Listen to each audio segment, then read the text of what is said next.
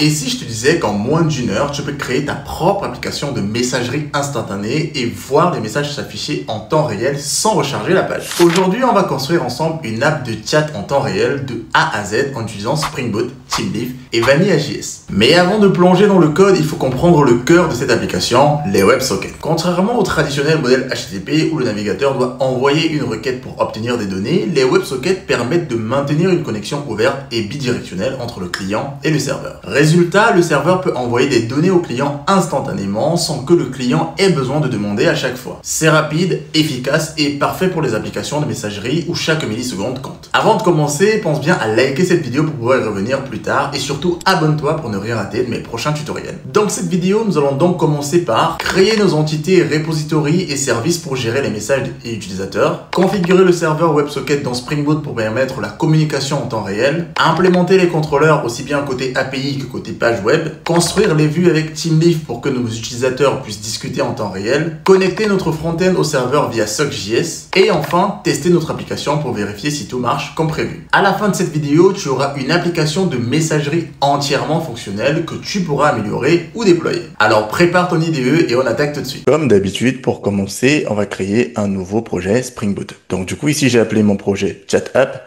J'ai choisi Java, Maven, comme d'habitude. En fait, je choisis ici la version de Java, je vais prendre la version 21 et après je fais suivant. Alors ici, c'est une application web, donc on va prendre le web en premier. Ok. On va rajouter Lombok pour le boilerplate. On va rajouter également les sockets et on va rajouter ici Teamleaf pour la vue. Et bien sûr, une base de données. Ici, H2.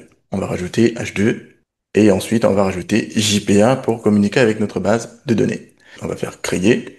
Et normalement, notre application, il va falloir en premier setter les properties pour pouvoir justement se connecter à la base de données. Donc du coup ici, ce que je vais faire, c'est que je vais copier directement les properties qui sont déjà faites et je vais venir juste les coller. Donc là, je viens dans ressources et application properties. Donc on a en premier la configuration de la base de données. Ensuite, on a la configuration de JPA, la configuration pour la H2 console si on veut y accéder. Et ensuite ici, la configuration pour Teamleaf. Donc ici avec le cache, le préfixe ici pour les templates et donc le suffixe HTML. Et après ici le mode debug pour les sockets pour pouvoir voir ce qui se passe finalement. Donc, du coup ici, vu qu'on a notre configuration qui est OK, normalement notre application elle doit pouvoir démarrer. On voit bien que notre application démarre ici sur le port 8080, c'est une très bonne nouvelle, donc on peut continuer l'implémentation. Donc en premier, on va commencer par créer les entités Java pour pouvoir mapper finalement l'étape qu'on va avoir dans notre base de données. Donc ici, je vais venir, je vais créer un nouveau package que je vais appeler entity. Et donc dans mon entity, je vais créer une nouvelle entité que je vais appeler user. Donc pour mes utilisateurs, user.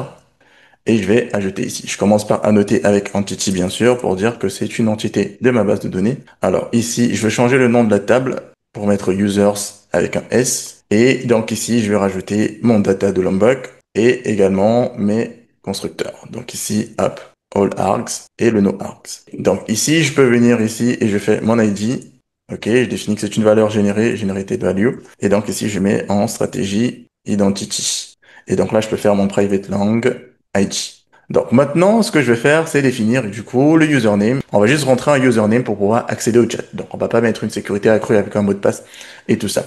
Donc ici, ce que je vais mettre, c'est premièrement, alors je vais tabuler ça et je vais changer. Donc je vais avoir besoin du username. Je vais également avoir besoin de l'avatar color. Donc on va changer l'avatar color en fonction des utilisateurs. Avatar color. Ensuite après, je vais mettre le last seen. Donc pour dire quand est-ce qu'il a vu en dernier. Private local datetime last seen.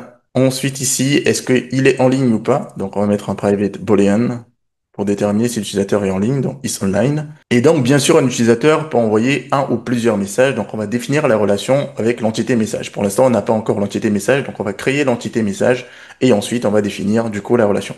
Donc ici je vais quand même mettre un constructeur avec le username et le avatar color. Donc du coup ici je vais créer ma deuxième entité message avant de mettre les relations en place. Donc je vais créer ici mon message. Pareil, je vais recopier exactement les mêmes valeurs, sauf que le table, je vais le changer. Donc message ici, je vais mettre ça. Alors mon table, je peux appeler ça message avec S plutôt. Donc ici, plutôt que de user, je mets message. Et donc pareil pour l'identifiant ici, hop, je vais le mettre là et je vais revenir ici. Donc mon entité, elle est créée, donc du coup je peux définir la relation qu'il va y avoir entre user et message. Et je vais la mettre ici. Donc je vais ici mettre one too many. Et donc ici, je vais définir le map by. Là, je vais appeler ça up sender. Je vais définir ma cascade. Je vais mettre all. Et ici, le fetch type en lazy. Fetch type hop, this. Ici, ce que je vais mettre ensuite, ça va être un JSON ignore pour ne pas le récupérer lorsque je récupère mon utilisateur. Hop. Donc, JSON ignore ici. Et enfin, ici, je vais mettre mon private list de messages. Alors, un message qui est dans chat app entity, je vais importer list. Et ici, donc, je vais mettre mon sent message pour récupérer les messages. Et là, je vais dire que c'est égal à l'union ArrayList pour commencer. Donc voilà, avec ça, ça me permet de faire le mapping pour pouvoir récupérer tous les messages qui ont envoyé mon utilisateur. Donc maintenant, on va s'intéresser du coup ici à les contraintes sur les colonnes. Alors, on sait que notre username, on voudrait qu'il soit unique, donc je vais mettre une contrainte quand même pour dire que le username doit être unique. Et je vais aérer un peu tout ça, hop, comme ça pour que ce soit plus visible. Et ici, bien sûr, il faudrait pas que ce soit nullable. Donc on va passer du coup à l'entité message. Donc dans mon entité message, ce que je vais avoir ici, je vais venir ici, je vais faire un private hop, string pour du coup le contenu de mon message, donc string, et je vais appeler ça content. Sur la contrainte ici, je vais mettre colonne, je vais mettre ici column definition, et je vais mettre en texte, du coup, pour dire que c'est un texte qu'on va envoyer. Je vais avoir le timestamp, du coup, pour mon message, donc private ici, local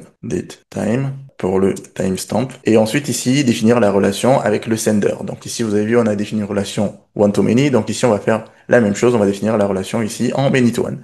Donc ici, je vais venir, je vais faire many to one. Dans many to one, ici, je vais mettre le fetch en eager. Et donc ici, je vais mettre le join column. Join column. Alors, je vais donner ça, je vais appeler ça sender ID et donc mon user ici, sender. Et enfin, pour finir ici, je vais définir le type de message. Donc ici, on va prendre un enumerated value. Et ici, je vais mettre que c'est une string, donc enumerate. Et donc ici, je vais mettre en private, je vais mettre un message type que je vais appeler type i. Alors, mon message type, il n'est pas créé, je vais le créer juste ici. Public, enum, message type, ok. Donc avec chat, join et leave, donc les différents statuts, et aussi je vais mettre typing ici pour que on puisse savoir quand l'utilisateur il est en train de taper un message pour afficher les trois petits points. Donc là on a nos deux entités qui sont définies avec les relations entre elles. Maintenant on peut passer à la couche repository.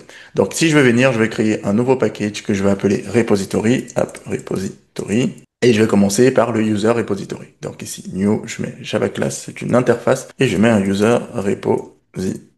Donc j'ajoute ici et je fais un extend de JPA PA repository avec ici bien sûr un user et un long. Je vais importer tout ça et donc là je vais définir les méthodes que je vais avoir. Alors moi je vais une première méthode qui va me permettre de récupérer l'utilisateur en fonction de son username. Donc je mets ici en optional de user find by username. Alors j'importe mon optional. Ensuite ici je veux la liste des utilisateurs, du moins les utilisateurs qui sont connectés. Donc ici une liste de users, ma liste de users, j'importe la liste. Et donc ici, je vais faire find by is online et je vais dire true. Et enfin ici, une méthode pour savoir du coup si l'utilisateur existe pour éviter d'avoir deux fois le même pseudo. Donc ici, exist by username et je mets mon username. On a notre repository pour le user, on va créer un autre repository pour les messages. Donc ici, je vais faire pareil. Une interface, message repository. Et dans cette interface, pareil, elle va étendre le JPA repository, avec, du coup, le message et le long. Et donc, dans mon message repository, ce que je vais faire ici, ça va être, du coup, de faire des méthodes. Ici, je vais mettre une liste de messages pour récupérer les messages. Alors, j'importe ma liste. Donc, ici, je vais récupérer les 50 derniers messages par ordre, du coup, du timestamp, en fonction du timestamp, dans les derniers messages, les 50 derniers messages. Et pour ça, ici, je vais faire un find. Donc, ici, je vais faire top 50. Donc, je prends les 50 derniers messages by, on va dire, order by timestamp desk. Donc, je récupère les derniers, les 50 derniers messages en fonction du timestamp. Et donc, ici, je vais faire pareil, une liste de messages. Et là, je vais récupérer tous les messages, du coup, par ordre croissant. Donc ici, je fais un find, je vais mettre pareil, all, by, order, timestamp, mais cette fois-ci, je vais mettre ASC. Une fois que j'ai mon repository qui est défini ici, je peux passer à ma couche service. Donc ici, je vais faire mon service, package, j'appelle ça service. Et donc ici, on peut commencer par le user service. Donc ici, une Java class que j'appelle user service. Donc, on a un user service ici qu'on va annoter bien sûr en service. Dans nos user service, ce que je vais faire, c'est mettre mon service ici et je vais annoter bien sûr en require arc constructor pour pouvoir faire mon injection de dépendance directement. Donc ici, je mets mon private final avec mon user repository et ici, je vais mettre un private aussi pour les couleurs final string, un tableau de string avec différentes couleurs qui va être aléatoire. Donc ici, je vais mettre colors et là, je vais mettre du coup des couleurs aléatoires qu'on va avoir ici. Donc c'est vraiment des codes couleurs différents, de sorte que quand l'utilisateur se connecte ou revienne, on puisse avoir des couleurs complètement différentes qu'on va générer de manière random. Alors ça, j'ai pris ça, mais j'en ai pas besoin. J'ai juste besoin de couleurs. Donc ici, je vais faire une méthode pour créer ou récupérer un utilisateur. Donc je vais faire ici public. On va avoir ici un user. Et donc ici, on va faire un create. Alors je vais importer user. create or get user. Alors, cette méthode va tout simplement nous permettre de créer ou récupérer un utilisateur qui existe déjà pour pouvoir finalement le retourner. Donc ici, je vais mettre le string username. En fonction du username, ça veut dire si l'utilisateur est déjà connecté, on va juste le récupérer. S'il n'est pas connecté ou s'il n'existe pas encore dans notre base de données, on va le créer. À la connexion, on aura juste un formulaire avec un pseudo. Si notre utilisateur existe déjà, on va le récupérer. S'il n'existe pas encore, on va le créer. C'est pour ça qu'on fait cette méthode create or get user. Donc ici, on va faire var et on va appeler ça existing user.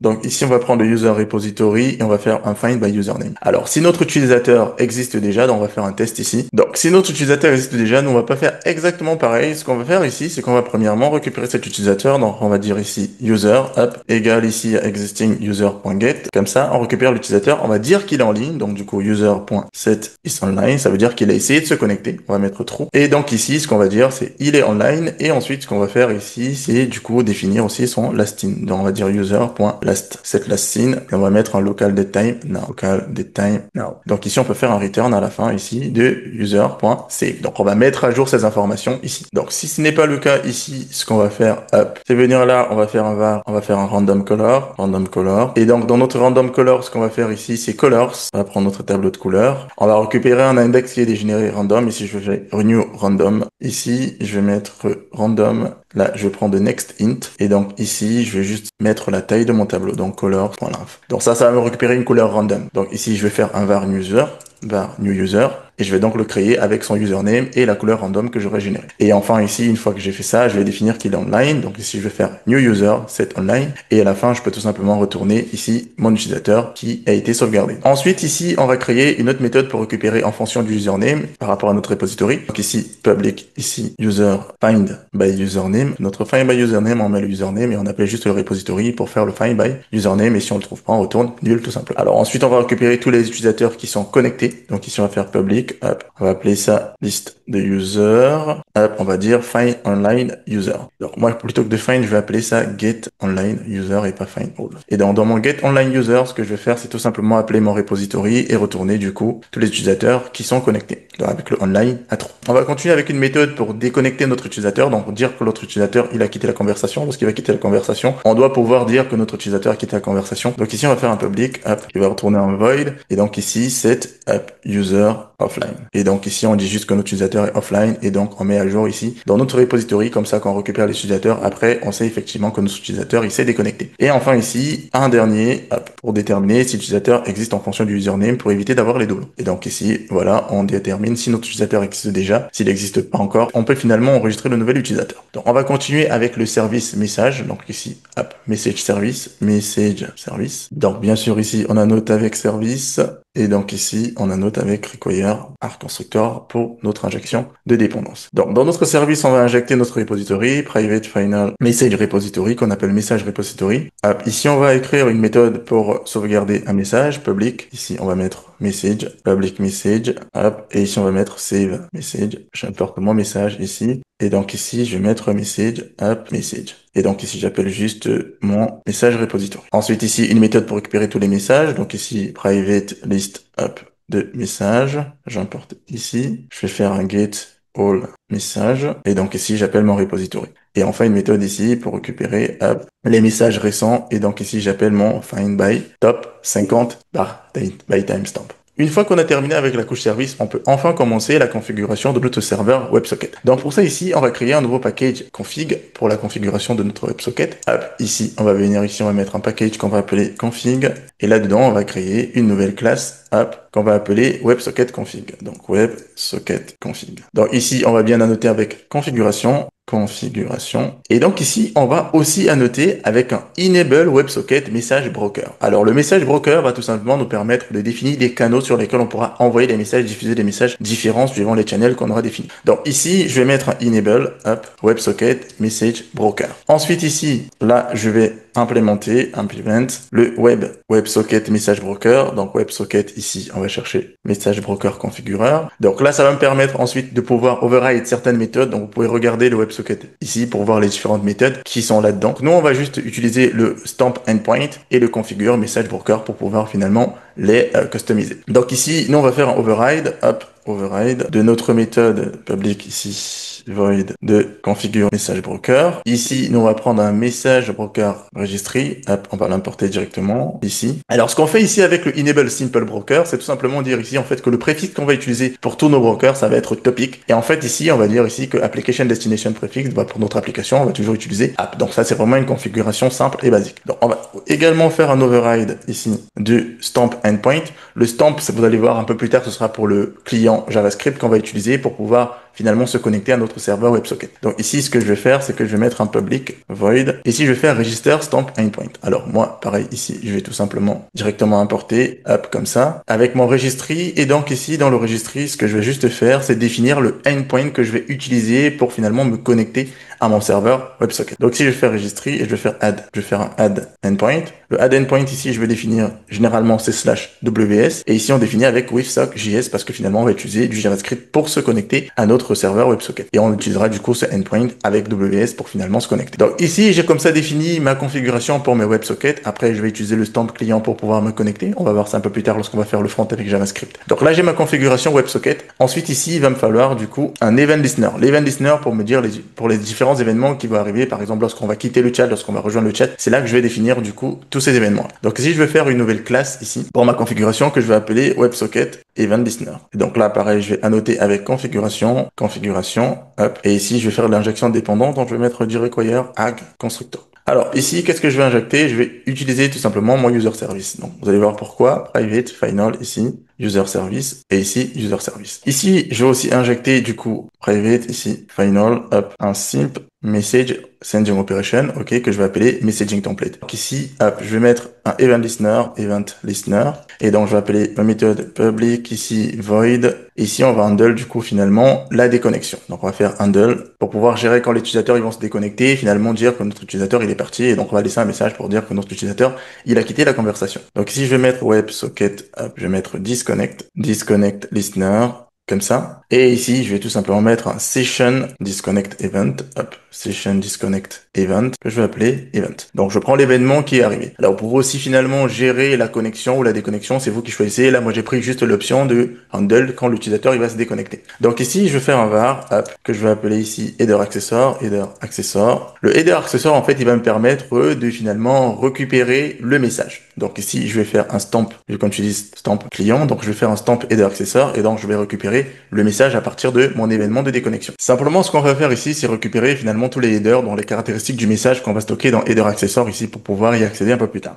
Donc une fois qu'on a les header accessor ici, ce qu'on va faire, c'est créer, du coup, on va essayer de récupérer le username, donc username, et donc ici, on va essayer de prendre, on va faire ici un object pour éviter d'avoir un nul, et donc là, on va dire qu'on va essayer de récupérer d'autres header accessor, on va prendre le get session attribute, on va récupérer tous les éléments de session, et donc on va essayer de récupérer le username. C'est ça qu'on va essayer de stocker finalement ici. Donc une fois qu'on va avoir ça, on va faire un test ici pour vérifier si on a réussi à avoir le username. Donc ici, on va faire un object ici non nul, et donc on va faire username. Donc si on a le username ici, ce qu'on va faire, c'est tout simplement premièrement faire un var user pour vérifier si on trouve notre utilisateur avec ce username. Si on a trouvé cet utilisateur avec notre username, ce qu'on va faire, c'est commencer par dire qu'on va set son online, donc user.set ici online false pour le déconnecter finalement. Ici, on va mettre un message quand même pour dire qu'il est parti. Donc, on va mettre un leave message pour indiquer aux autres qu'il a quitté la conversation. Donc là, hop, je vais mettre un new message, ok. Et donc, dans mon new message ici, je vais faire un leave message, hop, je vais faire le set type pour déterminer que c'est un type leave. Je vais mettre leave ici. Et finalement, ici, hop, je vais mettre mon leave message et je vais set le sender à l'utilisateur. Et finalement, ici, je peux utiliser mon messaging template, hop, pour pouvoir envoyer du coup à tout le monde ici topic public. Et plutôt que de faire user set online, on doit utiliser notre user service pour modifier directement en base de données. Donc ici, je vais utiliser mon user service et je vais faire ici set offline de mon utilisateur. Donc là, ça me permet comme ça de gérer la déconnexion. Donc vous pouvez aussi mettre la connexion si vous voulez définir un message ou propager un message où quelqu'un s'est connecté. C'est vous qui voyez vraiment. Donc une fois qu'on a fait cette partie event listener, on va passer maintenant à la partie contrôleur. Donc ici, je vais créer ma classe que je vais appeler API controller, que je vais annoter en REST controller. Je mets mon request mapping avec API request. Et donc ici, je mets du coup mon require arc constructor pour faire mon injection de dépendance. Donc ici, j'ai besoin de récupérer tous les utilisateurs online, donc je vais faire un private final pour mon user service. Et donc ici, mon endpoint, ça va être un get mapping. Un get mapping ici, donc pour récupérer les online users. Hop, directement, il a trouvé ici, et je vais importer ça comme ça. Et sauf que moi ici, je veux une liste. une liste. Ensuite, on va définir un chat controller qui va nous permettre de gérer finalement les WebSockets. Ça veut dire des endpoints spécifiques pour nos WebSockets pour définir ce qui va se passer lorsqu'on va par exemple envoyer un message lorsqu'un utilisateur il va se connecter. Donc pour ça, on va créer ici un nouveau contrôleur qu'on va appeler chat controller, comme ça. On va ajouter ici et dans notre chat controller, on va annoter bien sûr ici en contrôleur, ok. Et après pour l'injection de dépendance, pareil, require arc constructeur. Donc ici, ce qu'on va injecter, ça va être bien sûr le message service et le user service. Donc private final, hop, private final, ici, user service, et pareil, private final, message service. Donc ici, on va utiliser le message mapping. C'est une annotation spécifique pour justement, lorsqu'on fait des WebSockets pour propager des messages. Donc on va utiliser le message mapping, hop, message mapping. Le message mapping va nous permettre de propager des messages. Donc ici, on va appeler ça chat. Après, vous pouvez l'appeler comme vous voulez. Donc moi, je vais juste suivre cette convention. Là, je vais prendre un send message. Hop, je vais l'utiliser après dans mon front-end de toute façon. Donc vous définissez vos endpoints comme vous voulez. Donc je vais appeler ça send message ici. Et donc je vais définir le topic sur lequel il faut envoyer. Donc je vais faire un send to. Et ici, je vais dire que c'est le topic public. Donc ici, je vais faire hop, je vais mettre ici slash topic. Je vais dire où je vais envoyer et je vais dire ici public. Donc du coup ici, je vais définir ma méthode public, hop, ici message, public message, hop. Et donc ici, ce que je vais faire, c'est send message. Et je prends un message. Ici, ce que je vais faire, c'est premièrement faire le sender, récupérer le sender dans var sender. Et ici, je vais faire mon create or get user. Donc ici, je commence par récupérer celui qui est l'émetteur du message, donc en termes d'utilisateur. Donc je vais récupérer ici un utilisateur, je vais le mettre dans sender. Et donc ici, je vais faire le set de mon sender sur le message. Et enfin ici, je vais pouvoir du coup diffuser mon message. Donc ici, je vais faire un return, ici, hop, message service, et je vais sauvegarder mon message dans ma base de données. En gros, ici, pourquoi je récupère en premier le sender, c'est pour avoir un utilisateur. Vu que j'utilise des objets JPA, j'ai vraiment besoin d'un utilisateur. Donc c'est la raison pour laquelle je récupère d'abord l'utilisateur en fonction du username, parce que dans le message, je n'ai que le username. Et ici, je vais définir que sur le message, l'objet sender, donc l'utilisateur qui envoie, c'est ce sender-là. Donc il est de type utilisateur, de type user ici. Et donc ensuite, je vais faire la sauvegarde de mon message ici. Et je vais faire également ici un autre endpoint, du coup, pour ajouter un utilisateur. Donc ici, chat.addUser. Hop, je vais tabuler et on va modifier au fur et à mesure. Donc là, on va ajuster un petit peu ce qui a été généré. Hop, ici, on va prendre le payload pour notre message. Donc là, lorsqu'on veut faire add user, hop, on va mettre ici un payload. Payload qu'on va appeler ici message. Et ensuite, ici, on va prendre un simp header accessor. Ici, je fais un simp header accessor. Donc ici, je vais faire mon var username, hop. Mon username ici, ça va être égal à mon message get sender et get username. Donc je vais récupérer le username en fonction de ce qu'il va y avoir dans le message. Ensuite ici, je vais récupérer le var user, donc var user, hop, je récupère mon utilisateur en fonction de son username.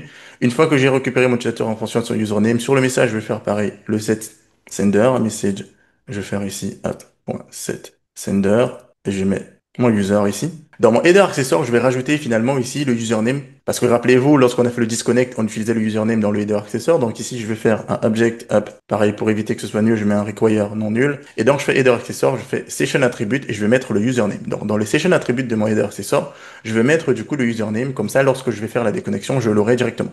Donc, c'est à ce niveau que je fais le put. Et donc, vous voyez, vous vous rappelez ici dans la configuration qu'on a faite ici, on récupérait finalement le username. C'est là qu'on fait le get. Donc, du coup, on peut revenir à notre chat controller ici.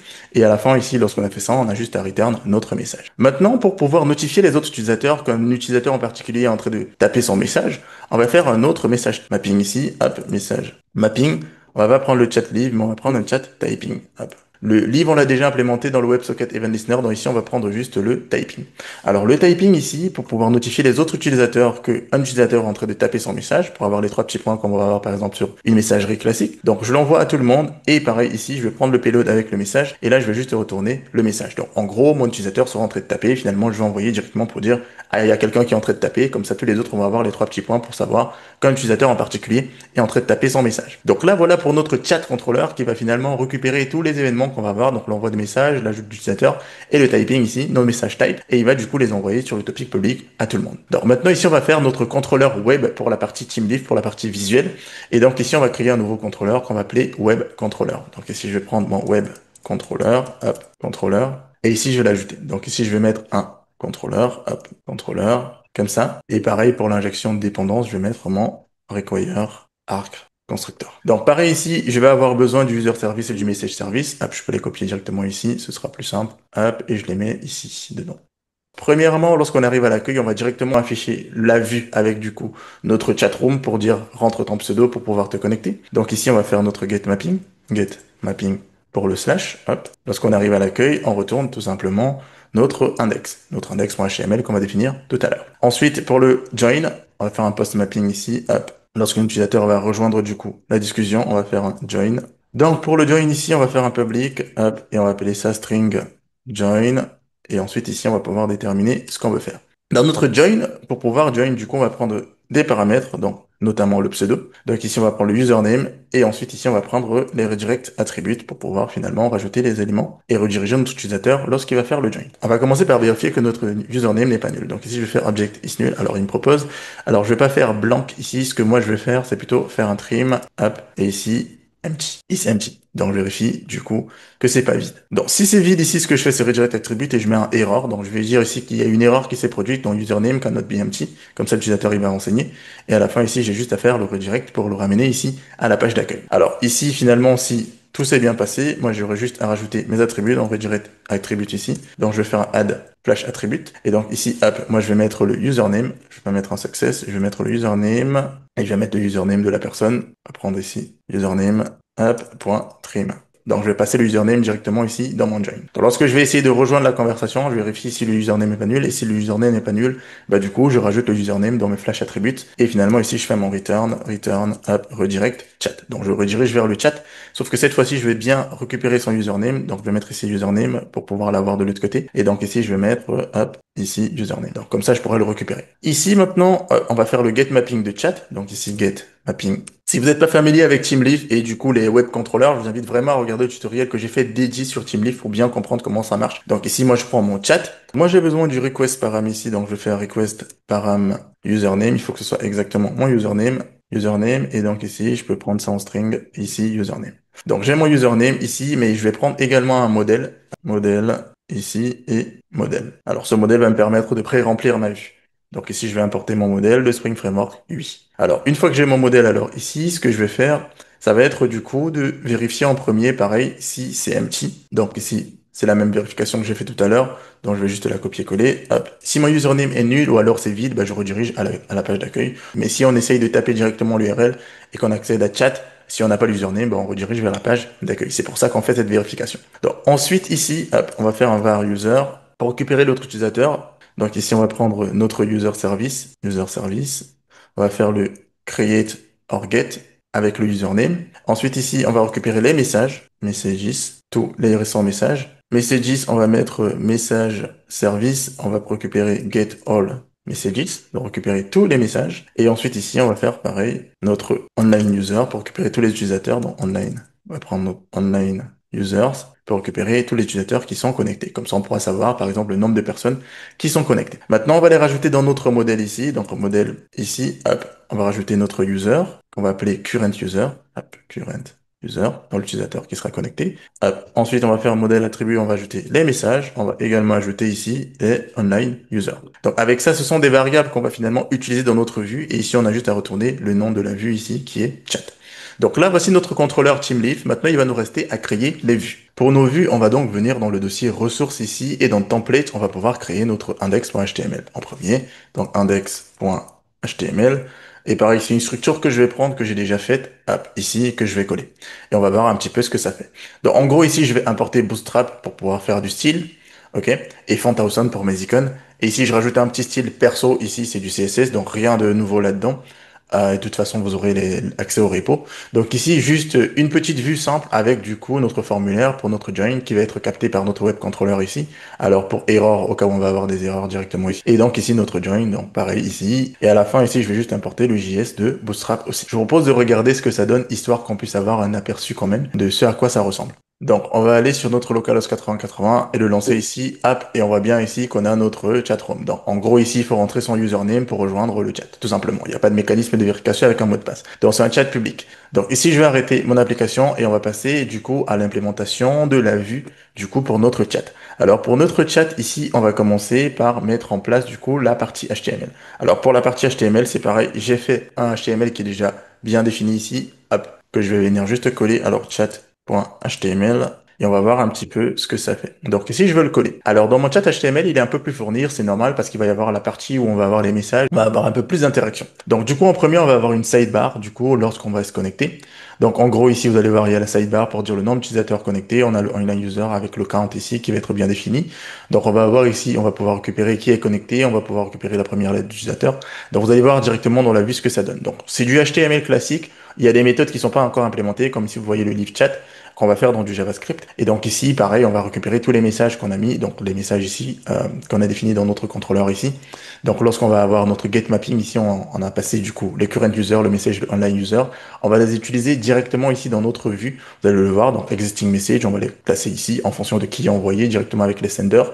Donc vraiment hyper classique. Ici message input, la zone pour envoyer vos messages directement ici, et un batch de notification lorsque l'utilisateur va se connecter. Un petit audio pour chaque fois qu'on va envoyer un message. Et à la fin ici, je vais aller voir ici que j'ai importé un js.chatjs. C'est là que toute la magie va s'opérer. Donc c'est dans notre JavaScript qu'on va déterminer en fait la communication avec notre serveur WebSocket Spring Boot. Donc pour ça ici, il y a quand même un peu de CSS que j'ai mis. Donc là, on va commencer par rajouter le chat CSS. Dans statique ici, je vais ajouter un nouveau dossier que je vais appeler du coup CSS, et on va prendre du coup, on va appeler ça notre chat CSS. Donc je vais créer un fichier que je vais appeler chat.css. Donc ici, je vais prendre le CSS et je vais juste le coller. Du coup, si je reviens ensuite dans mon chat.html ici, je vais également avoir ici mon audio que j'ai renseigné. Donc il faut que je mette bien mon audio aussi dans mes ressources. Je vais mettre directement ici, je vais faire cd sur ces main ressources. Et ici, dans mes ressources, je vais mettre dans statique. Dans statique, je vais faire mkdir, je vais appeler ça audio. J'ai mon audio ici qui est défini. Je peux fermer mon terminal. Et donc ici, je vais copier un audio qui va me permettre, du coup, que je vais appeler notification. Donc mon audio, je vais le copier. Je vais venir le coller ici. Donc maintenant ici, il va me manquer la partie JS. Donc je fais new ici et je fais directory et j'appelle ça JS. Et donc on va créer notre fichier chat.js où toute la magie va s'opérer. Donc ici, je vais appeler ça chat.js. Donc avec ça, on est sûr que notre vue peut se charger. Donc on va essayer de démarrer l'application pour voir, juste reste que pour avoir la vue et finalement voir à quoi ça va ressembler. Comme ça, vous allez mieux comprendre l'implémentation JavaScript qu'on va faire. On va voir le résultat ici. Donc on va ici avoir notre page d'accueil avec Join the Chat Room. Ici, on peut juste rentrer le nom de la personne. Donc ici, on valide. Et donc, on va se retrouver sur cette interface. Ça, c'est notre chat.html avec le username Armand. Donc ici, ça va bien nous rappeler la personne qui est connectée. Online user, on voit que pour l'instant, il met 0 alors qu'on est connecté. Donc ça, il faudra qu'on le fasse avec du JavaScript. Pareil, un bouton live ici, un petit endroit pour saisir le message et juste une zone pour envoyer le message. Donc ça, c'est vraiment la version statique. Il va falloir qu'on dynamise tout ça en connectant du coup notre front-end avec notre back-end pour pouvoir du coup envoyer nos messages et pouvoir les stocker dans notre base de données. Donc ce qu'on va faire donc ici, c'est venir dans notre fichier chat.js qu'on a créé tout à l'heure. Et donc là, on va commencer par mettre le mode strict, donc use strict. Et donc ici, en premier, ce qu'on va faire, c'est commencer par déclarer toutes les variables dont on va avoir besoin. Donc ici, il va nous falloir le stamp client. Alors le stamp client, stamp, c'est simplement pour Simple Text Oriented Messaging Protocol. Donc ça permet la communication entre le navigateur et notre serveur WebSocket. Donc c'est pour ça qu'on va utiliser un stamp client. Et rappelez-vous, quand on a fait le backend, on a dit qu'on allait utiliser SockJS. Donc on verra ça un peu plus tard. Donc ici, mon stamp client, je vais le mettre à nul. Alors il va me falloir récupérer le current user à chaque fois pour savoir qui est en train d'envoyer le message. Donc current user, pour l'instant, on va le mettre à nul. Ici, on va le remplir un peu plus tard. Alors il nous faut une variable également pour savoir si on est connecté, is connected, par défaut à false. On va faire aussi une variable pour voir le nombre de messages qui n'a pas encore été lu. Donc on va faire unread count pour compter le nombre de messages qui n'est pas encore lu. On le met à 0. On va avoir aussi une variable pour savoir si la fenêtre est focus ou pas focus. Donc, suivant la fenêtre qui va être ouverte, on saura si on doit afficher des informations. Par exemple, si le message n'est pas encore lu dans une fenêtre par rapport à une autre. Donc, on va mettre is Windows focused. Pour l'instant, on va mettre ici à true. Donc, on va considérer qu'on est à true. Et enfin, ici, on va mettre un typing timer. Alors, on va mettre ici typing timer qui va nous servir pour pouvoir afficher les 3 petits points lorsque quelqu'un sera en train de taper. Donc, ici, on va mettre à nul pour l'instant. Avec ça, maintenant, on va commencer par récupérer les informations de l'utilisateur en cours. Donc, si on regarde notre chat.html ici, on va voir qu'ici, à la fin, on a rajouté, non seulement il y a un audio qu'on va utiliser pour jouer la notification lorsqu'on va recevoir un message, mais aussi, il y a aussi les informations de l'utilisateur. Donc, on va donc récupérer ces informations-là. Donc, ici, on va faire un const user data, et notre user data, on va tout simplement faire un document.getElementById, et on va prendre pas user data, mais current user. Hop, il l'a trouvé directement. Donc ici, ce qu'on va donc faire, c'est remplir notre variable current user. Et donc ici, on va mettre égal. Et donc là, on va mettre le username. OK. Donc on va faire user data.dataset de username. Et ici, notre avatar color, avatar color. Et ici, on va tout simplement mettre dataset avatar. Alors ici, il faut bien vérifier qu'on a bien pris. Alors c'est ici, on l'appelait color. Donc on va mettre color. Donc on a comme ça notre current user. Alors notre current user, on a récupéré ces informations. Alors une chose qu'il faut faire lorsqu'on arrive sur la page en premier, c'est simplement de mettre le focus sur la zone de texte. Comme ça, notre utilisateur, il va savoir directement qu'il peut taper son message. Donc pour ça, ici, on va mettre le focus sur notre message input. Donc ici, on va faire un document.getElementById et donc on va récupérer notre message input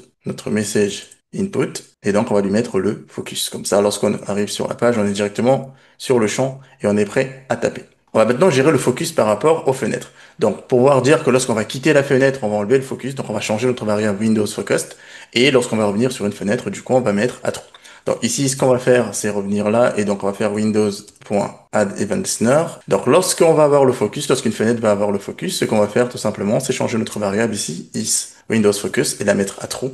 Et lorsqu'elle va pas avoir le focus, donc avec le blur, on va faire pareil, Windows.addEventListener, on va mettre blur, et pareil ici on va mettre isWindowsFocus à false. Ça va nous permettre de savoir justement si la fenêtre est focus ou pas focus. Maintenant ici, lorsqu'on se connecte, lorsqu'on arrive sur notre application chat, donc lorsqu'on a rentré son pseudo, il faut pouvoir se connecter à notre serveur socket. Donc pour ça ici, on va faire une fonction qu'on va appeler connect. Donc ici, fonction, on va appeler ça connect. Et donc dans notre connect ici, ce qu'on va faire, c'est qu'on va créer une constante qu'on va appeler socket. Dans notre socket ici, on va utiliser sock.js, donc new sock.js. Et donc là-dedans, ce qu'on va tout simplement faire, c'est mettre le endpoint qu'on a défini dans notre backend qui est /ws. Alors, vous vous rappelez, lorsqu'on a fait justement sur notre backend, quand on était dans la configuration ici, ce qu'on a mis ici, ce qu'on a mis le endpoint en disant /ws. Donc, on va utiliser le même /ws et vous voyez, on a mis with sock.js, donc c'est pour ça qu'on utilise sock.js.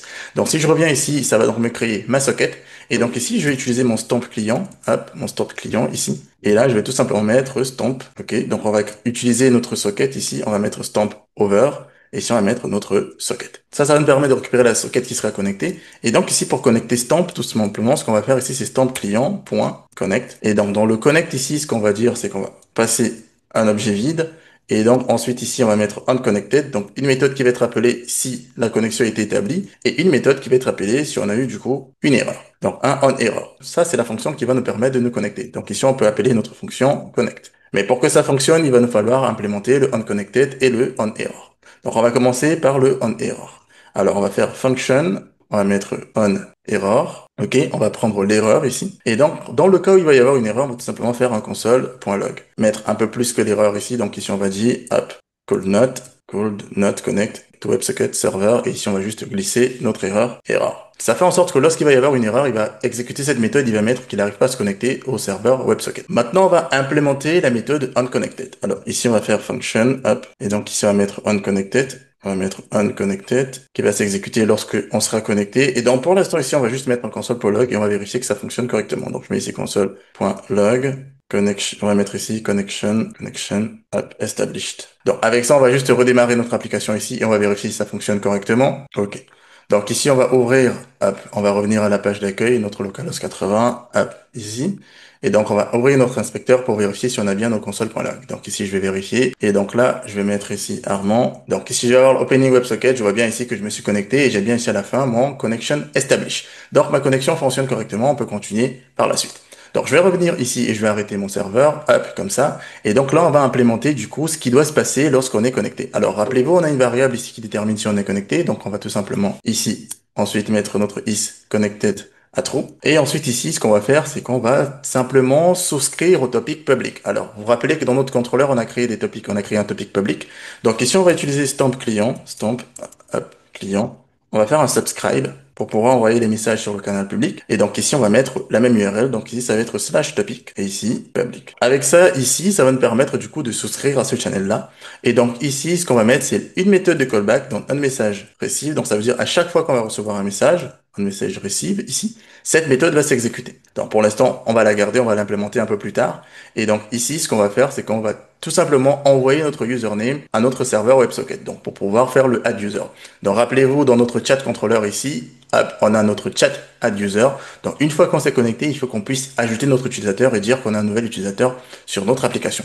Donc ici, ce qu'on va faire, c'est également utiliser notre stamp client et mettre le endpoint qui correspond. Donc hop, ici on va mettre tout simplement ici send. Donc dans le send, ce qu'on va mettre ici, c'est app chat send. Alors, il a trouvé directement, mais ce qu'on va vérifier, c'est est-ce que c'est exactement pareil. Donc, pour nous, c'est add user. Donc, on va bien prendre add user ici et venir ici, bien remplacer ici par add user.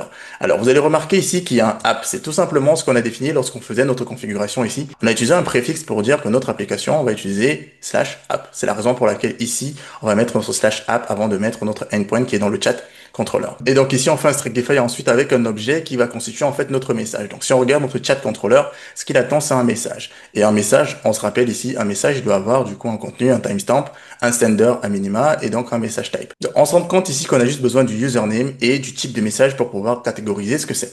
Donc moi, je vais pas utiliser le avatar color, ok? Donc j'ai juste besoin de mon username. Et dans ce sender-là, il va me falloir dire que c'est un objet. Ce que j'aimerais avoir dans mon chat controller, dans un message, un sender, c'est un user. Donc moi, je vais mettre un objet. Donc je vais mettre ici le username, ok? Je vais mettre ici username. Et donc là, du coup, je vais envoyer mon user avec ce username-là. Et comme ça, maintenant, je peux mettre le type de message ici, type, hop, deux points, et là, je mets join. Et une fois qu'on a fait ça, du coup, il va nous falloir mettre à jour le nombre d'utilisateurs qu'on va avoir dans le programme. Et donc pour ça, ici, on va créer une autre méthode. On va faire un update ici, online users, pour dire du coup qu'on a un nouvel utilisateur. Donc si on regarde dans notre HTML ici, on va voir qu'il y a une zone qui est faite pour afficher nos utilisateurs connectés. Donc pour dire il y a tel nombre d'utilisateurs connectés, et ici il y a le nombre d'utilisateurs avec le 0 comme on l'a vu dans la vue ici tout à l'heure. Donc on a le nombre ici. Et il va falloir qu'on fasse le update de cette section à chaque fois pour pouvoir dire lorsque quelqu'un va se connecter pour rajouter ou pour incrémenter le nombre d'utilisateurs connectés. Donc du coup on va commencer par le update user online user. On a un endpoint pour ça dans notre API controller, rappelez-vous, qui va nous recenser tous les utilisateurs. Donc du coup on va appeler ce endpoint là. Donc je vais commencer par faire ici ma fonction up pour mon update online user. Donc ce sera un fetch. Ok, il a trouvé API user online, mais sauf que moi dans mon contrôleur ici c'est online user. Hop, je vais juste copier ici, revenir le poser là. Donc API et ici online user. Ok, donc quand j'ai fait ça, je vais faire mon den response, je convertis en JSON. Ensuite ici je fais un den avec mes users et finalement, hop, je vais mettre ici users. Donc lorsque j'ai mes users ici, ce que je vais faire, c'est tout simplement ici commencer par récupérer le container correspondant. Donc je vais faire ici une constante que je vais appeler container, ok. Document get element by ID online users, il a trouvé directement. Donc ça correspond bien à ce que je vais avoir ici dans mon chat HTML. Donc je récupère mon container et je vais également récupérer ici le count, donc le online count. Donc je fais ici const, hop, je vais appeler ça count et je vais faire document ici et je vais mettre mon online plutôt count. C'est juste online count. Donc ça représente ici cet élément qui nous permet du coup d'avoir le nombre d'utilisateurs. Donc le online count c'est ça, pour pouvoir afficher le nombre d'utilisateurs connectés. Donc ici on a récupéré ces deux valeurs, on va les mettre à jour. Donc premièrement ici ce qu'on va faire c'est dans notre count, on va mettre le nombre d'utilisateurs. Dans notre count ici on va faire point ici text content. Et dans le text content, on va tout simplement mettre le nombre d'utilisateurs connectés à ce moment. Et ensuite ici, ce qu'on va faire tout simplement, c'est dans le container, container, on va mettre le inner HTML à vide. Donc on va le construire au fur et à mesure. Ça veut dire chaque fois qu'on va appeler update online user, on va vraiment mettre à jour cette section. Et donc ici, on va faire un users. Pour chaque utilisateur, on va afficher du coup une ligne avec l'utilisateur pour dire que c'est notre utilisateur. Donc ici, ce que je vais faire, c'est tout simplement faire un const up. Ici, je vais mettre un user element. Ok, ça sera une div que je vais créer. Et ensuite ici, ce que je vais faire, c'est tout simplement rajouter class name. Donc je vais prendre ici mon user element class list. Je vais ajouter ici tout simplement online user. Hop, il y a déjà une classe qui est définie dans mon CSS que j'appelle online user. Et donc ici, je vais tout simplement mettre un inner HTML. Le inner HTML, je vais le copier-coller tout simplement ici pour le rajouter. Comme ça. Et je le mets là dans mon user element inner HTML. Et ici, pour finir, on va tout simplement faire le append child dans le container. Dans notre container, ici, on va tout simplement faire notre append child. Donc bien sûr, ici, à la fin de notre den, on fait un catch quand même. On doit afficher un petit message d'erreur. Et ici, on va dire catch console log could not fetch online user. Donc là, c'est pour notre update online user. Donc maintenant, il nous faut faire le onMessage receive. Donc on doit pouvoir du coup implémenter cette méthode qui va se déclencher lorsqu'on est connecté et lorsqu'on a souscrit au channel. Donc ici, on va venir créer notre méthode onMessage receive. Donc app function onMessage receive. Ici, elle va prendre un payload. Le payload va être du coup le contenu finalement du message. Donc lorsqu'on a une socket, il va y avoir un paquet qui va être transmis. Et donc du coup, c'est ça qu'on va appeler le payload. Donc ici, on va commencer par récupérer le message. Donc on va faire un const app ici qu'on va appeler message. Et donc on va convertir ça en objet JSON pour pouvoir avoir notre message dans le payload body, directement compris ici.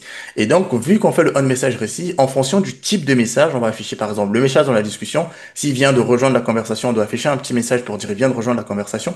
Donc ici, il nous faut faire du coup plusieurs if en fonction de ce qu'on va recevoir comme type de message. Donc ici, je vais mettre if, hop, ici je vais mettre message type égale à join. Pour l'instant, ce qu'on va faire, c'est qu'on va tout simplement mettre ici un console.log et on va voir directement console ici.log pour voir si ça fonctionne correctement. On va également mettre ici else if si le message est de type leave, ça veut dire qu'il a quitté la conversation. Si le message est de type leave, il a quitté la conversation, nous on n'a pas le type message, on a plutôt typing, hop, typing. Nous ici on va mettre tout simplement one user is typing. Et enfin ici on va faire un else, hop, if si le message c'est le type chat. Alors rappelez-vous, c'est par rapport à notre enum qu'on a défini ici dans notre message. On a chat, join, leave et typing. Donc du coup, je reviens ici et je fais exactement la même chose. Et donc si c'est un chat, là pareil, on va tout simplement mettre un console.log ici, console.log, new message, receive. Donc ça c'est pour vérifier, ça c'est une structure de base pour déjà être sûr qu'on avance correctement. Donc je démarre mon application ici et je vais vérifier effectivement si tout se passe correctement. On revient ici et normalement, lorsqu'on se connecte, lorsqu'on a le join, on devrait avoir le console.log user join.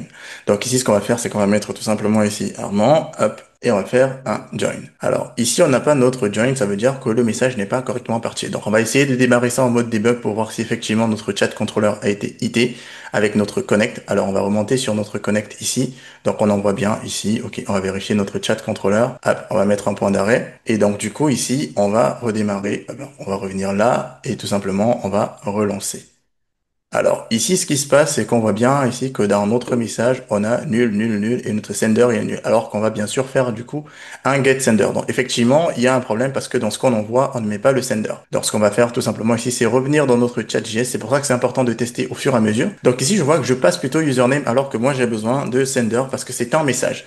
Et dans notre entité message, on n'a pas de username, on a vraiment un sender. Donc il faudrait que je passe un sender. Donc avec le sender comme ça devrait normalement être OK. On va relancer juste pour vérifier que ça fonctionne correctement. On est pas mal, donc du coup, on va revenir ici à l'accueil et on va tout simplement relancer ici, hop, et on voit bien ici qu'on a notre user join. Donc ça veut dire ici que notre onMessage receive fonctionne correctement parce qu'il a su voir que c'est un message de type join et donc il a mis user join. Donc ici, on va arrêter notre serveur et on va continuer le développement de notre onMessage receive. Donc dans notre onMessage receive, ce qu'on va faire ici, c'est que lorsqu'on aura un type join, on va plutôt afficher un message pour dire qu'un utilisateur a rejoint le chat. Donc pour ça, on va le mettre en message système.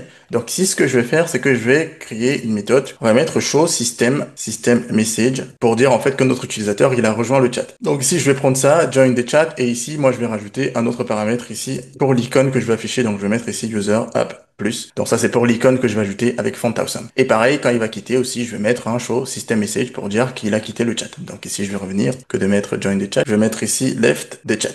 Et ici, je mets plutôt user minus. Donc, cette méthode va nous permettre d'afficher dans notre zone ici un petit message qui va dire en fait un utilisateur rejoint ou un utilisateur a quitté. Donc, du coup, ici, on va implémenter notre show system message. Hop, on va revenir ici, on va faire notre fonction show system message. Alors, il va prendre le message et l'icône. Ici, ce qu'on va commencer par faire, c'est prendre la zone de message, donc notre message area. Donc, ici, on va récupérer la message area. Donc, on va revenir ici, hop, là. Et donc, ici, on va faire premièrement une constante qu'on va appeler message area et document get element by id message area. Donc comme ça, on récupère la zone où on va afficher les messages. Donc du coup, ici, ce qu'on va mettre, c'est le message element. On va créer un const pour le message element qu'on va appeler du coup message element. Et donc ici, on va créer un élément pour cette div là. On va mettre le class name message. Alors il a trouvé des choses. System message. Donc pour moi, c'est plutôt OK. J'ai une classe qui fait ça. Et donc dans mon inner HTML, il va falloir que je rajoute du coup, si on va faire plus simple que ça. Donc ici, on va mettre un i classe. Alors, tout simplement, je mets ma classe fa, je mets mon fa icon, ok, c'est plutôt good. Et donc ici, je mets du coup le message que je vais avoir. Et donc, tout simplement, ce qu'il me reste à faire après, c'est de faire un append child. Et j'enregistre avec ça, ça fait que je vais afficher mon système message quand on va rejoindre ou quitter. Donc, pareil, là, je peux démarrer mon application pour faire le test, pour être sûr que le message s'affiche correctement. Donc ici, je vais revenir à l'accueil et pareil, je vais relancer. Et là, je vois bien que Armand a rejoint le chat. Il nous faut une autre fenêtre pour pouvoir se rendre compte si ça fonctionne correctement. Donc ici, on va dupliquer pour vraiment voir si ça fonctionne correctement. Donc on va mettre les deux fenêtres côte à côte. Et donc ici, on va mettre Armand et dans l'autre ici, on va peut-être mettre Alice. Alice a rejoint le chat et ici, hop, Armand a rejoint le chat. Et Alice reçoit bien le message en plus pour dire qu'elle a rejoint et ensuite Armand a rejoint. Donc maintenant qu'on affiche ce message, lorsqu'un utilisateur a rejoint, il faudrait qu'on puisse mettre à jour du coup le nombre d'utilisateurs. Donc on va faire un update online user. Parce que si on regarde dans notre démo, on va voir ici que le nombre d'utilisateurs était resté à 1 du côté ici d'Alice. Alors que normalement, il y en a 2 au total. Ici, ça va nous permettre de mettre à jour du coup cette zone-là pour savoir qu'il y a un nouvel utilisateur. Et donc du coup ici, c'est pareil. Lorsqu'on va quitter le chat, il faut simplement dire ici qu'on va faire un update de online user. Maintenant, on va s'occuper de la partie typing. Alors là, on a le typing, donc du coup, on a juste mis un console poller pour que lorsqu'un utilisateur soit en train de taper, on puisse du coup finalement écouter ce qui va se passer. Mais pour pouvoir faire ça, première des choses, il va nous falloir mettre un listener du coup sur la zone de saisie. Donc pour ça ici, ce qu'on va revenir ici, tout en bas ici, hop, faire, c'est de rajouter ici un event listener. Donc on va faire document ici, .get element by id, message input. On va rajouter ici l'event input, et donc ici, on va mettre une méthode qu'on va appeler du coup handle typing, qu'on va définir un peu plus haut. Alors notre fonction handle typing, hop, on va définir ici, function ici, handle typing. Notre fonction handle typing ici, ce qu'on va tout simplement faire, c'est premièrement vérifier qu'on est bien connecté. Donc on va faire stamp client et on vérifie également qu'on est connecté, donc is connected. Et une fois qu'on a vérifié ça, du coup maintenant ici, ce qu'on peut tout simplement faire, c'est du coup d'envoyer le message avec le chat typing. Rappelez-vous qu'on a un endpoint pour ça, donc app chat typing. Donc on met ici chat typing un peu comme dans notre contrôleur. Donc ici ça va venir iter ça, tout simplement. Alors notre handle typing, le message va être propagé. Maintenant il nous faut gérer ici du coup dans la partie on message receive. Donc lorsqu'on va recevoir un message du coup sur le topic public, qu'est-ce qu'on va faire lorsque c'est du typing? Donc pour ça on va déjà vérifier que ça fonctionne correctement. Donc ça veut dire que lorsqu'on fait le typing, le message est bien envoyé et qu'on va bien avoir le console.log qui va dire one user is typing. Donc si on revient ici, hop, tout simplement on va rafraîchir ici comme ça. Et donc ici on va ouvrir tout simplement notre inspecteur d'éléments et on va ouvrir notre console. Et ici tout simplement on va cleaner un petit peu ça et on va mettre un petit message, hop, comme ça. Vous voyez, à chaque fois, il va nous dire, notre user, one user is typing. Donc, à chaque caractère qu'on va rentrer, il va nous dire, one user is typing. Donc, ça veut dire, ça fonctionne correctement, notre message, il est bien envoyé. Donc, du coup, maintenant, ici, pendant que l'utilisateur est en train d'écrire, il faut qu'on affiche les 3 petits points pour dire, en fait, que notre utilisateur est en train d'écrire. Et c'est ce qu'on va faire ici, dans la partie message type égale typing. Donc, si notre message type égale typing, ce qu'on va tout simplement faire ici, c'est de mettre un indicateur. Donc, on va afficher, on va prendre une méthode qu'on va définir plus tard, ce sera plus simple, plutôt que de tout écrire là. Donc, on va faire une méthode qu'on va appeler show typing indicator. Et donc, ce typing indicator, il va tout simplement prendre le sender username, donc celui qui envoie le message, pour dire que c'est telle personne qui est en train d'écrire le message. Donc ici, je vais venir, je vais mettre la méthode app plutôt ici, function show typing indicator, j'ai mon username. Ici, dans mon typing indicator, ce que je vais faire, premièrement, c'est prendre la zone, hop, je vais tabuler et je vais voir ce qu'il propose. Alors, j'ai mon typing indicator, ça c'est bien, j'ai bien ma zone typing indicator, je vérifie ici. Donc, j'ai mon typing indicator, ok, il a très bien trouvé, typing indicator, alors j'ai mon text content. Alors, non, on va pas faire exactement pareil parce que dans notre chat ici, on va avoir du coup notre typing indicator, donc c'est là à cet endroit qu'il va falloir mettre le typing user. Donc, ce qu'on va faire, c'est qu'on va essayer de mettre le nom utilisateur ici avec du coup le message pour dire qu'il est en train de taper. Donc plutôt que de faire ça, ce que on va faire ici, premièrement, hop, on va faire notre typing indicator, hop, typing indicator, et donc ici on va faire un query selector pour récupérer du coup la partie de l'utilisateur, donc typing user, pour moi c'est typing user, ok, et donc ici dans le text content, moi je vais avoir du coup, je vais mettre ici mon username is typing. Et je vais tout simplement enlever ça. Les 3 points, ce sera des bulles qu'on va mettre avec, du coup, une animation sympa. Donc, du coup, ici, j'ai mis ça. Maintenant, il va me falloir mettre ici le display. Donc, style ici, point display, comme ça. Et je vais mettre ici en flex. Et donc, ici, tout simplement, normalement, on devrait être OK avec ça. Donc, si vous voulez voir à quoi ça ressemble, on peut démarrer notre application rapidement ici. On est OK. Donc, je vais venir ici et je vais rafraîchir ça. Là aussi, je rafraîchis. Et donc, ici, je vois bien que j'ai mes 2 utilisateurs. Et donc, par exemple, ici, si je suis en train de taper, vous voyez bien ici que de l'autre côté, on dit Armand is typing. Donc, on peut revenir ici, hop, on va arrêter notre serveur et on va continuer. On va enrichir un peu notre typing indicator, donc le show typing indicator, parce que vous avez vu, par exemple, que là, il est affiché constamment, même si l'utilisateur est pas en train de taper. Donc, je vous fais la démo ici. Donc, si on regarde là, tout simplement ici, et qu'on revient, hop, sur notre application, là, si on rafraîchit là, et qu'on rafraîchit ici, vous voyez que, bah, là, s'il commence à taper, s'il s'arrête, bah, on continue quand même à dire Armand is typing, alors qu'il n'est pas en train d'écrire. Donc, nous, on voudrait, par exemple, pas garder ça, et on va mettre un petit timer pour dire, OK, on va vérifier s'il est vraiment en train de taper toutes les 2 secondes. Donc, pour ça, ici, hop, je vais revenir là, je vais arrêter mon serveur ici. Donc, ce que je vais faire, c'est vérifier ici, rappelez-vous, on a mis un timer, donc if typing timer, ok. Si typing timer, alors on va faire tout simplement clear timeout. Donc ici, on va revenir ensuite, et ici, on va faire notre typing timer, on va faire un set timeout, et donc ici, ce qu'on va faire, c'est tout simplement dire ici, notre typing indicator, on va mettre 2 secondes, et donc là, plutôt que d'avoir ça, nous on va rajouter une petite méthode qu'on va appeler hide typing indicator. Donc là on va implémenter notre typing indicator, hop, tout simplement notre hide typing indicator, on va faire une fonction hide typing indicator. Donc ici on commence par récupérer du coup le typing indicator, et donc ici on va tout simplement faire un display none. Donc de cette façon, si on redémarre notre application ici et qu'on revient pour revérifier, comme ça, je vais rafraîchir ici, hop, je rafraîchis aussi ici. Donc s'il est en train de taper ici, hop, vous allez voir Arma is typing, mais au bout d'un moment il va s'arrêter. Ça veut dire qu'on va pas maintenir le typing indicator. S'il n'est pas en train de taper, bah du coup on n'affiche pas les points. Donc là, par exemple, s'il efface, on va bien avoir notre timer qui va faire 2 secondes et ensuite après, on va disparaître pour dire qu'il est plus en train de taper.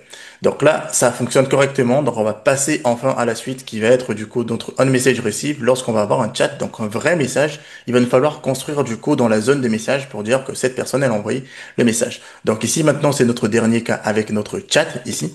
Donc ce qu'on va faire c'est premièrement lorsqu'on envoie un message ici, on va faire notre hide typing indicator. Donc maintenant ici on va faire une méthode pour show message qu'on va implémenter un peu plus tard. Show message qui est différent de show system message. Et donc notre show message va pouvoir ajouter un message dans la zone des messages. Donc ici, je vais venir, je vais la rajouter ici, function show message, comme ça. Et bien sûr, ici, j'ai oublié, mais je dois prendre bien sûr un message, le message que je vais afficher. Donc j'ai le message, donc ici, je mets pareil mon message. Ici, je vais récupérer d'abord le message area, donc const message area, tout simplement. Je vais prendre une const pour le message element, const up message element, une div que je vais créer. On va tabuler ici, on va rajouter du coup la classe message. Alors moi, le inner HTML, avant de faire ça, j'ai besoin de vérifier pas mal de choses. Donc je vais tout simplement me passer de ça.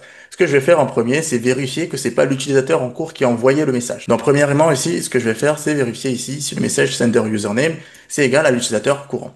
Donc si c'est égal à l'utilisateur courant, hop, ce que je vais faire ici, c'est tout simplement mettre ici une classe own. La classe own, elle est définie dans mon CSS. Donc pour dire que c'est mon propre message que j'envoie. Donc je dis ici classe own. Dans le cas contraire, du coup, on va faire la suite. Donc je crée ici un timestamp pour l'heure à laquelle a été envoyé le message. Je vais mettre le timestamp ici. Alors on va formater un petit peu le timestamp. Je vais mettre ici tout local string. Et dans le local string, ici, je vais définir un local. On est en France, donc je vais mettre fr-fr. Il a trouvé directement. Et je mets l'heure et les minutes sur 2 digits. Donc ensuite ici, hop, ça va nous servir après pour construire notre message. Donc maintenant qu'on a ça, on peut rajouter du coup notre message element et faire le inner HTML.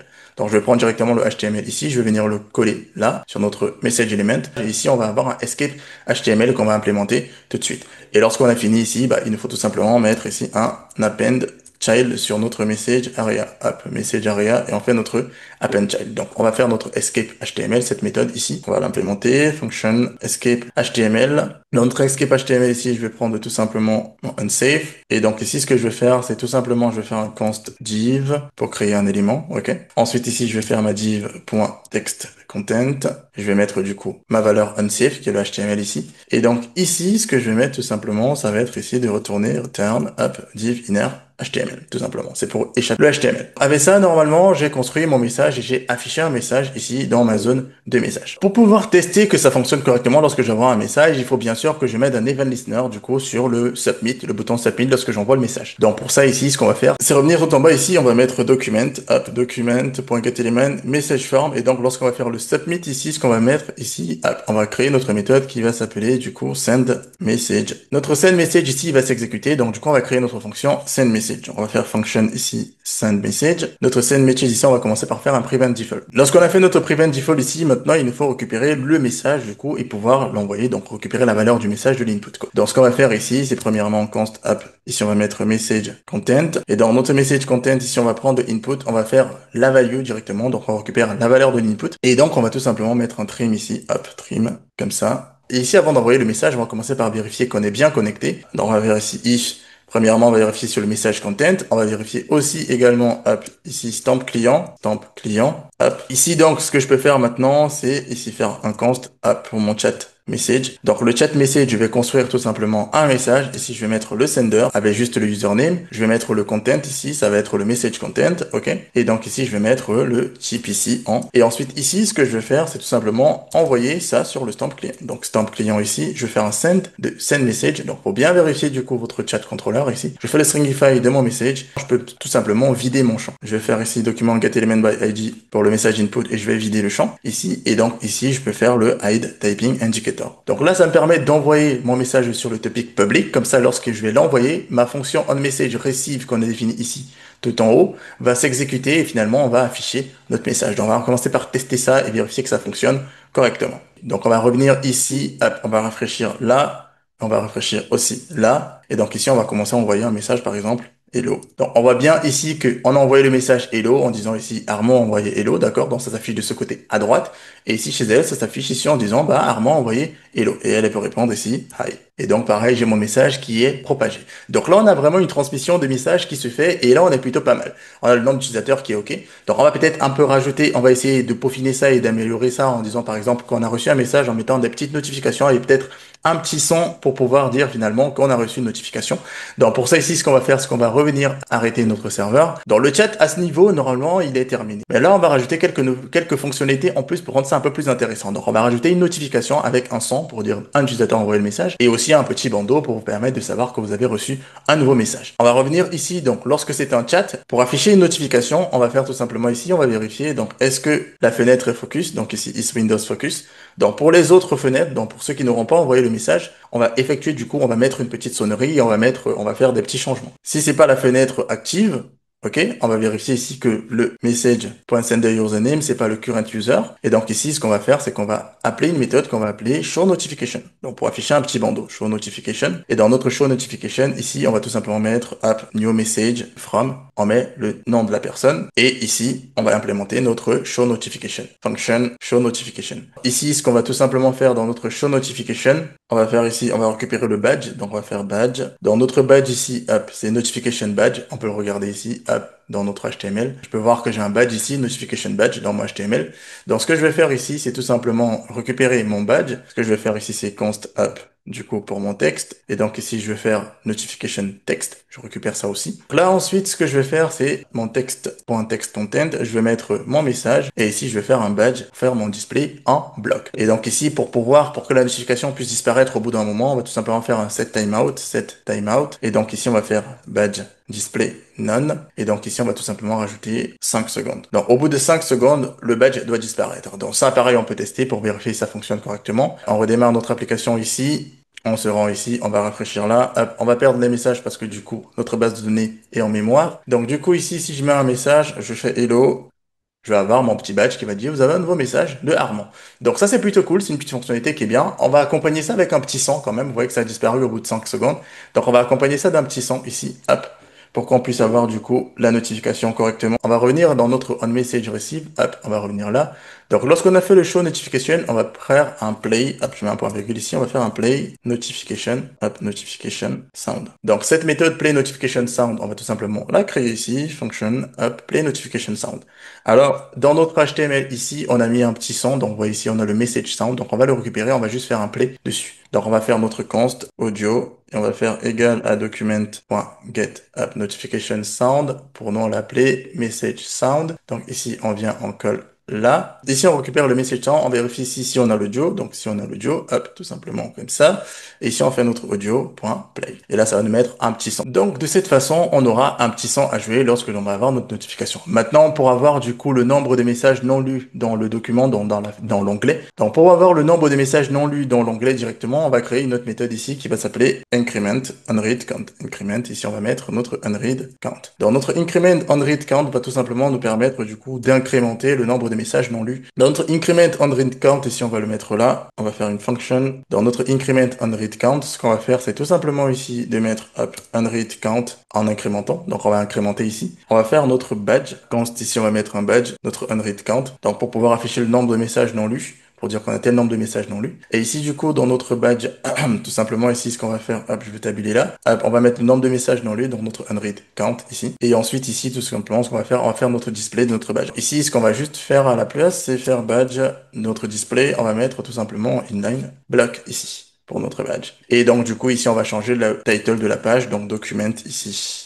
.title, et là comme ça on va dire hop, on a appelé notre application chatroom, donc on va garder chatroom ici. Donc vu qu'on fait le increment, il va falloir aussi faire le reset pour dire que lorsqu'on va revenir justement sur notre page, donc lorsqu'on va focuser la fenêtre en question, il faut qu'on puisse faire le reset aussi de notre unread count. Donc ici je vais faire hop, une fonction ici que je vais faire reset unread count, donc pour remettre le unread count à 0 ici. Donc je récupère ici le unread count. Alors ensuite ce que je fais c'est que pour le reset, je mets juste mon display hop ici à none tout simplement, et du coup je change le document title à chatroom tout simplement. Comme ça quand je vais revenir sur l'onglet en question, je peux faire le reset. Donc du coup notre reset on va venir le mettre lorsqu'on revient sur notre onglet. Donc lorsqu'un onglet est focus, on va ici faire un reset de notre unread count. Donc je vous propose de tester ça directement et de voir ce que ça donne. Donc ici on va démarrer notre application. L'application a démarré, donc ici on va refaire, hop, on va faire là. Je vais ouvrir un autre onglet ici avec localhost 8080 et je vais mettre ici, hop, tout simplement, je vais le rajouter aux onglets qu'on a déjà, comme ça on en aura 3. Ok, donc ici je vais mettre par exemple Bob. Bob ici pour l'instant il est le premier. Si je rafraîchis ici avec Alice, on va dire Alice a join. Et ici aussi pareil. Hop. Donc ça fait ici qu'on a toutes les trois personnes qui ont rejoint le chat ici. Donc ça fait en sorte que maintenant si je reviens là, je peux envoyer un message. Hello guys. Je vois bien que j'ai la notification pour les deux qui vont dire bah, message de Armand. Et si je mets hi de la part de ici, on va recevoir la notification dans les deux autres chats. Et si je peux faire ici bonjour par exemple pour Bob. Et je vois bien que je reçois ici le message qui est plutôt OK.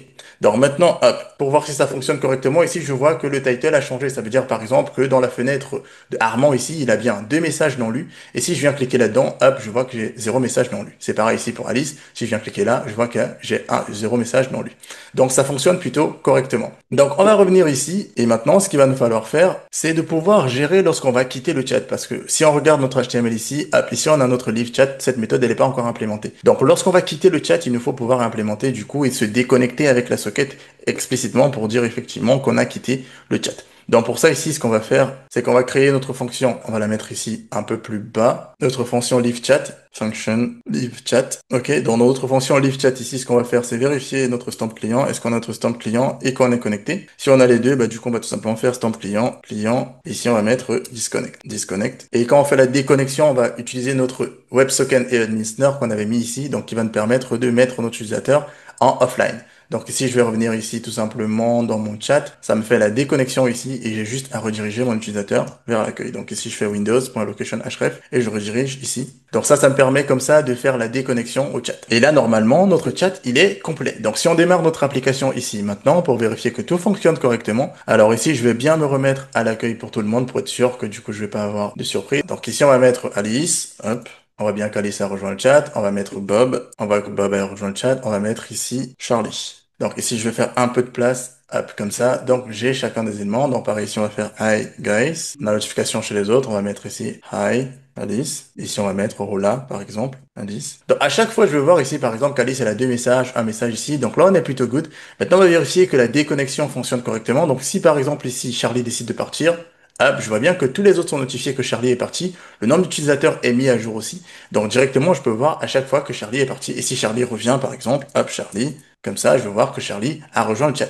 Donc notre livre fonctionne correctement. Donc voilà un petit peu comment vous pouvez mettre en place un système de chat instantané avec du coup Spring Boot, les WebSockets. Et j'espère que ce tutoriel vous aura plu. Vous pouvez l'enrichir encore plus. Ça veut dire lorsque vous avez plein de messages, vous pourrez faire un scroll to bottom et rendre ça un peu plus user-friendly. Là, c'est vraiment un basique en utilisant Bootstrap et un peu des CSS custom pour vous montrer comment ça fonctionne les WebSockets. Bien sûr, n'hésitez pas à laisser vos questions en commentaire si vous en avez. J'espère que ce tutoriel vous aura plu et moi je vous dis à très bientôt dans une prochaine vidéo.